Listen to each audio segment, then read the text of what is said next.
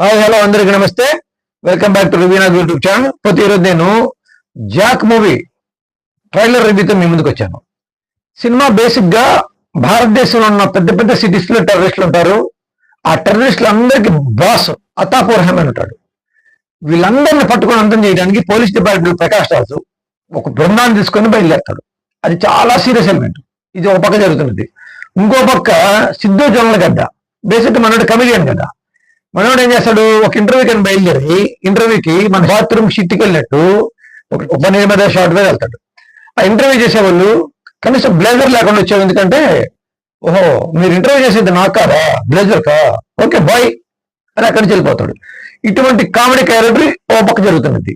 Basic టెర్రరిస్టులు అందరినీ పట్టుకోవడానికి ప్రకాష్ రాజు విశ్వ ప్రయత్నం చేసి విఫలమైపోయి లాస్ట్ కి సిద్ధు జొన్నలగడ్డ ఈ కమెడియన్ దగ్గరికి వస్తాడు. ఇదేమన్నా మ్యాచ్ అవుతుందా?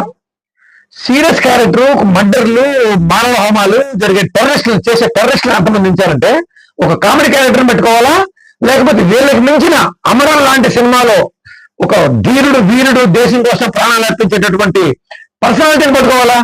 సింహాలు మృగాలను వేటాడి చంపాలంటే ఇంకో సింహం దగ్గరికి వెళ్ళాలి. అప్పుడు ఆ సింహం ఈ పోలీసులందరూ కలిపి ఆ టెర్రరిస్టులు ఎలా అంతమందించారు అనే పాయింట్ తో సినిమా చేయాలి తప్పితే కమెడియన్తో సినిమాలు చేయకూడదమ్మా. సీరియస్ ఎలిమెంట్ అది బేసిక్ గా దేశము, దేశ ప్రతిష్ట, దేశంలో మరణ హోమాలు సృష్టించే ఒక తీవ్రవాదుల్ని, ఉగ్రవాదుల్ని వీళ్ళందరినీ చంపాలంటే ఒక కామెడీ క్యారెక్టర్ సహాయం తీసుకోవటమే ఈ సినిమా ఫెయిల్యూర్ కి బేస్ కోర్ పాయింట్. ఈ మినిమం సెన్సిబిలిటీస్ లేకుండా మనోడు బొమ్మరీల భాస్కర్ ఈ దిక్కుమాలిన కంటెంట్ తోటి జనాల ముందుకు వచ్చాడు. ఎప్పుడు కూడా సీరియస్ ఎలిమెంట్ కు కామెడీ రెండు మధ్య కావు, రెండు ఒక ప్లేస్ లో ఇమట్టడానికి అవకాశం లేదు. ఇది సృష్టి. ఒకవేళ ఇమర్చాలని బలవంతంగా ప్రయత్నం చేస్తే, సీరియస్ లో కామెడీ ఇన్వాల్వ్ చేసి జనాలు అయితే నవ్వించాలని పిచ్చి ప్రయత్నం చేస్తే పబ్లిక్ చెప్పుతో కొడతారు. రూపాయి బిల్ల కూడా డబ్బులు థియేటర్కి ఎవరు. అందుకే గతంలో వినాయక్ కానీ, సురేందర్ రెడ్డి కానీ ఇలాంటి ఉద్దండులు, ఫెయిల్యూర్ అయిపోయిన ఉద్దండులు ఇలాంటి ప్రయోగాలు, పిచ్చ ప్రయోగాలు చేసే ఇళ్లలో కూర్చున్నారు. ఇది ప్రతి ఒక్కరు గమనించుకోవాలా.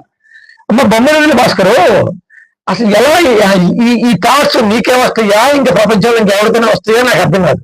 ఇప్పటికే రాజు సినిమాలు తీసి జనాల్ని చీకొట్టించుకున్నావు, మళ్ళీ ఇంత పెద్ద సీరియస్ ఉగ్రవాదుల్ని చంపాలనుకున్నటువంటి సీరియస్ ఎలిమెంట్ ని ఈ కమెడియన్ దగ్గరికి ఎలా వచ్చి నువ్వు కమెడియన్ ఎలా తీసుకొచ్చి అందులో పెడుతున్నావు?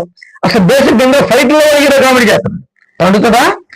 సీరియస్ ఎలిమెంట్ అనేది హై ఎండ్ లో ఉంటుంది, కామెడీ అనేది లో ఎండ్ లో ఉంటుంది. ఈ రెండు ఎలా మ్యాచ్ అవుతాయి? మ్యాచ్ కావు కదా అసలు. సీరియస్ ఇజ్కోల్ సీరియస్, కామెడీ ఇజ్కోల్ కామెడీ. ఇదేమన్నా ఆహనాపల్లాంటి సినిమానా త్రోవర్ కామెడీ రన్ చేయడానికి? అన్ని క్యారెక్టర్లు కామెడీ అయితే కామెడీ చేయొచ్చు. అరే బాబు, ఒక పక్కన తీవ్రవాదులు, ఉగ్రవాదులు, బాంబ్ బ్లాస్ట్లు, డ్రగ్స్, రకరకాల ఇల్లీగల్ యాక్టివిటీస్ తీవ్రవాదులు చెప్పాలంటే ఈ కోతి క్యారెక్టర్ తో వర్కౌట్ కాదమ్మా బొమ్మరీల భాస్కర్. ఇది నువ్వు గుర్తుపెట్టుకోవాలి. ఇది తప్పు. ఈ ఆర్డర్, ఈ basic core of order of కన్స్ట్రక్షనే తప్పిది.